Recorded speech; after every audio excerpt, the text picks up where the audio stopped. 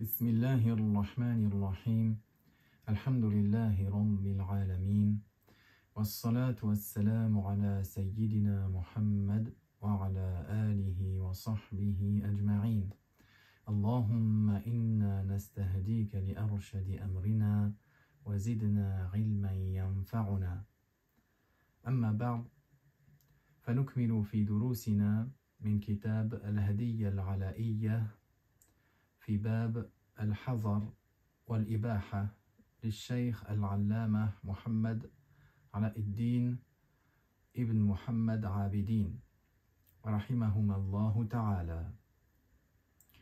Nous continuons dans notre cours dans le chapitre des interdictions et des permissions du livre Al-Hadiyya Al-Ala'iyya du Cheikh Mohammed Alauddin, fils de Mohammed Amin Ibn Abidin, connu sous le nom de Ibn Abidin, qu'Allah leur fasse miséricorde à eux deux.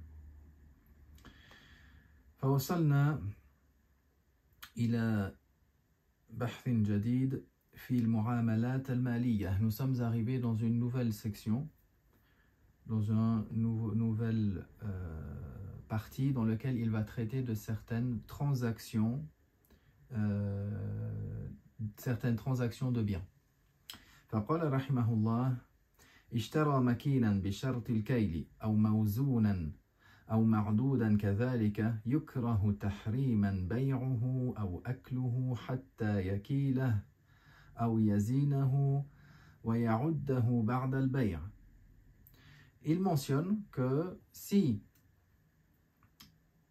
une marchandise, si quelque chose est acheté, que ce soit quelque chose qui peut être mesuré par le volume, mais en conditionnant le volume, ou en conditionnant un poids précis, ou un nombre de même, alors il sera blâmable, tahriman,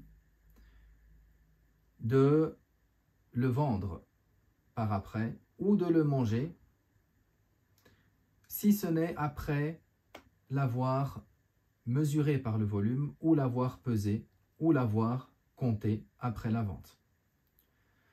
وَكَفَى كَيْلُهُ بِحَضْرَتِهِ وَإِنْ لَمْ يَرَهُ أَوْ لَمْ يَعْرِفْ الْأَوَاقِي.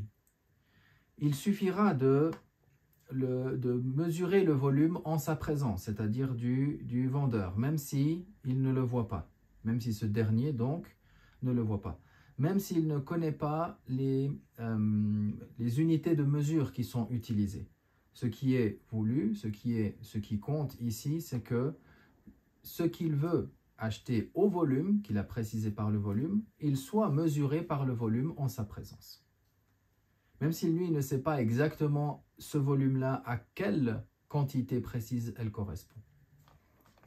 قال رحمه الله ولا يحرم التصرف في المذروع قبل ذرعه وإن اشتراه بشرطه إلا إذا أفرد لكل ذراع ثمنا. Il n'est pas interdit de disposer, de dépenser ou de disposer de ce qui est mesuré par la coudée avant l'avoir mesuré, même s'il l'a conditionné par cela, c'est-à-dire il l'a conditionné par le fait qu'il soit mesuré par la coudée, sauf dans le cas où il le désigne par un prix pour chaque coudée, c'est-à-dire pour chaque coudée il désigne un prix, comme s'il dit vends-moi 30 coudées de ce tissu et pour chaque coudée c'est tel prix.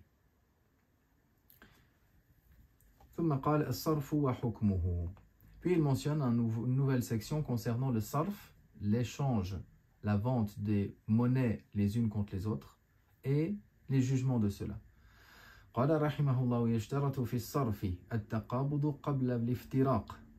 Tout d'abord, dans le sarf, lorsque l'on va vendre une monnaie contre une autre, telle que le dirham contre le dinar, les pièces d'argent contre l'or, ou autre monnaie que celle-ci, il est une condition que les deux prennent possession, que les deux réceptionnent leurs marchandises avant de se séparer.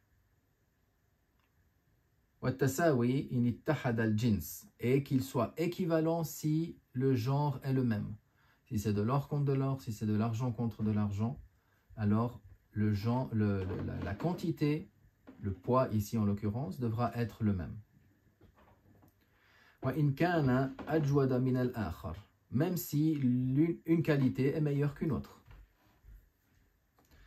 أما لو اختلف الجنس كفضة بذهب فلا يشترط التماثل بل التقابض فقط قبل الافتراق بالأبدان. En revanche, si le genre est divergent, si ce n'est pas le même genre, tel que si c'est de l'argent contre de l'or, alors il n'est pas une condition qu'il y ait équivalence, mais uniquement que les deux réceptionnent leurs marchandises avant la séparation des corps, avant qu'ils se séparent. قال ولا يتصرف في بدل الصرف قبل قبضه. Il ne va pas disposer, il ne va pas faire le tasarruf, c'est-à-dire disposer ou dépenser la contrepartie du sarf avant de l'avoir réceptionné. والدراهم والدنانير إذا صرفت بجنسها لا يجوز إلا وزنا ولو تعورف قبضها عددا إلا عند أبي يوسف رحمه الله تعالى إذا تعورف كذلك وهو الأرفق بالناس. Maintenant, il mentionne que concernant l'or et l'argent métal, si ils ont été vendus l'un contre l'autre par le sarf, par leur genre, alors il ne sera pas permis, cette vente-là ne sera pas permise si ce n'est au poids. Même si il est connu, même si leur nombre est connu, c'est-à-dire que, et ça c'est selon At-Tarafayn, selon l'imam Abu Hanifa rahimahullah, et l'imam Muhammad, c'est-à-dire que même si c'est connu que tant de pièces de dirham ou de dinar pèsent telle quantité de grammes contre tant qui pèsent telle quantité de grammes, même si les pièces sont équivalentes, même si c'est connu que c'est pareil, alors quand même on devra le peser.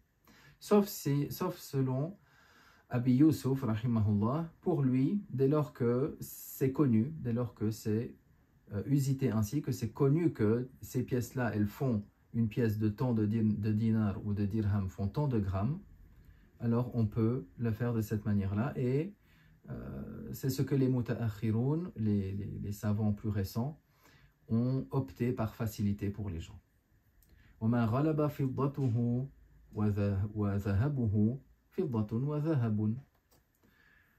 Si maintenant on a une monnaie dont la plus grande partie est de l'or, ou une monnaie dont la plus grande partie de l'alliage, c'est-à-dire est de l'or, ou une autre pièce dont la majeure partie est de l'argent, alors ce qui est la majeure partie est de l'or, ce sera considéré comme de l'or, le même jugement que de l'or. Et si, pour la pièce d'argent, si cette pièce-là est composée majoritairement d'argent, alors également elle prendra le jugement d'argent. C'est-à-dire que ces pièces-là, lorsqu'elles sont frappées, ou des fois même lorsqu'elles sont utilisées pour certains bijoux, notamment lorsque les femmes les portent, alors il y a un certain alliage. Pourquoi? Afin que l'or, parce que l'or sinon il va s'user, il va être malléable, il va être un peu tendre. Donc il y a un alliage qui est composé dans lequel cela va raffermir, durcir cet or-là ou cet argent-là. Donc si une pièce d'or ou une pièce d'argent, même s'il y a un alliage, mais tant que l'or est le composant majoritaire de la pièce, c'est considéré comme de l'or. Tant que l'argent est le composant majoritaire, alors c'est considéré comme de l'argent.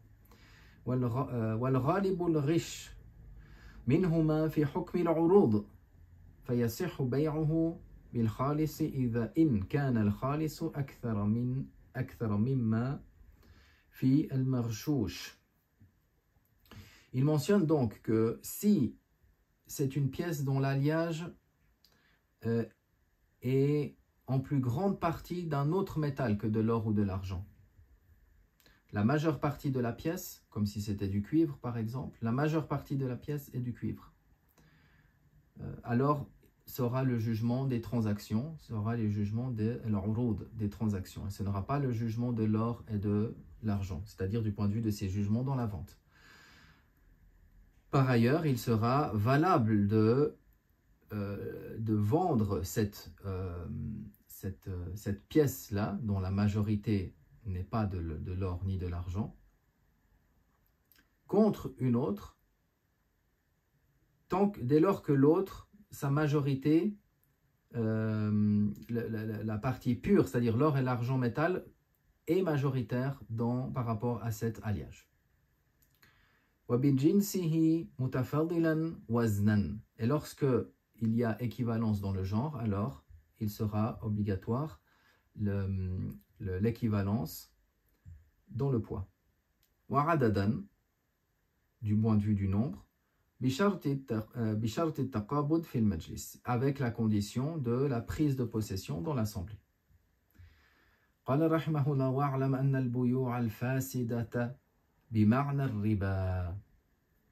Sache que les ventes facides ont la signification du riba, c'est-à-dire sont considérées comme du riba. قال الحرمة تتعدد أو ممكن نقول تتعدى مع العلم بها.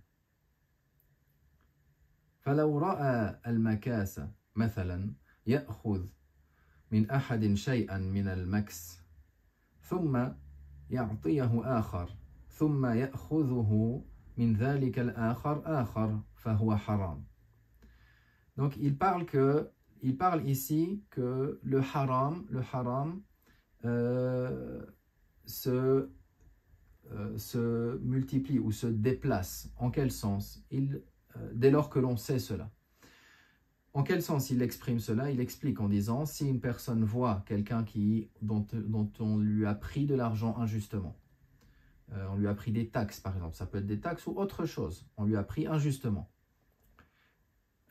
Et lui, par certitude, il sait qu'on lui a pris cette chose-là. Et que cette chose-là, par la suite, on le lui a donné. On le lui a donné. Et lui, il l'a prise.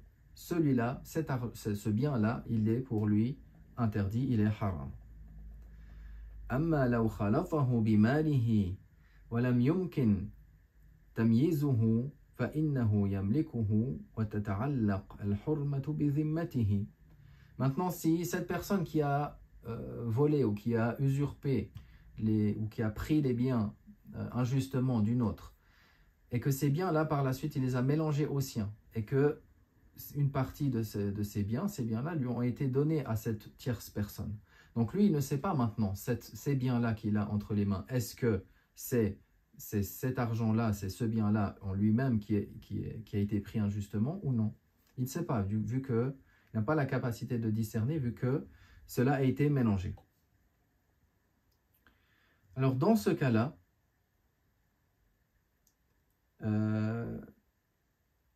il les possède, mais il reste à sa charge cette part. Il reste sur lui, c'est-à-dire dans ses biens, il y a une part qui est du haram. La bi'aynil mal, pas tout l'argent en soi. Li'annahu malakahu bil khalt, puisqu'il l'a possédé, mais d'une manière mélangée. Il est devenu dans sa possession d'une manière mélangée, d'une manière qu'il ne sait pas, est-ce que c'est du haram ou pas. ووجب في ذمته قيمته إن كان قيمة إن كان قيميا ومثله إن كان مثليا. Qu'est-ce qu'il doit? Il doit rendre cette partie-là.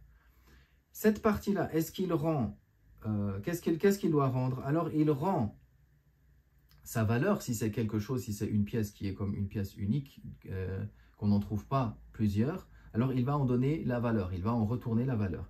Et si c'est quelque chose, des pièces qui sont similaires, ou des marchandises qui se retrouvent, il y a plusieurs semblables, alors il rendra quelque chose qui est semblable à ce bien-là. وَرِثَ مَالًا حَرَامًا إِنْ عَلِمَ أَرْبَابَ الْأَمْوَالِ وَجَبَ رَدُّهُ عَلَيْهِمْ. Si la personne a hérité de biens qui sont interdits, c'est-à-dire des biens qui appartiennent à quelqu'un d'autre en réalité. Lui, il a hérité de cela. S'il connaît les propriétaires de ces biens, alors il est obligatoire de les lui rendre. وَإِنْ لَا يَعْلَمُهُمْ فَإِنْ عَلِمَ عَيْنَ الْحَرَامِ لَا يَحِلُّ لَهُ. Dans le cas où il ne les connaît pas, si dès lors il sait que c'est ces biens-là qui sont haram, alors ils lui sont interdits. وَيَتَصَدَّقُ بِهِ بِنِيَّةِ صَاحِبِهِ. Qu'est-ce qu'il va en faire? Alors il va faire une sadaqa avec l'intention pour son propriétaire. C'est-à-dire c'est pas pour lui qui fait la sadaqa, mais il fait pour le propriétaire. Il ne mentionne pas ici, bien sûr, les shuyukh expliquent que ici toujours c'est si tout d'un coup le propriétaire ou l'héritier ou le propriétaire véritable plutôt ici il apparaît et il lui spécifie que ces biens en fait ils sont à lui, il a l'obligation encore de lui les rendre. Il va pas seulement dire non mais j'ai fait déjà l'aumône pour toi. وإن كان مالا مختلطا مجتمعا من الحرام ولا يعلم أربابه ولا شيئا منه بعينه حل له حكما والأحسن ديانة التنزه عنه. Si maintenant ces biens ils ont été mélangés ensemble avec cela et il ne connaît pas les propriétaires de cela et il ne sait rien de cela, alors il lui est permis du point de vue juridique de les utiliser, mais le plus précautionneux, le mieux c'est de les donner, comme on a dit, d'en faire une aumône.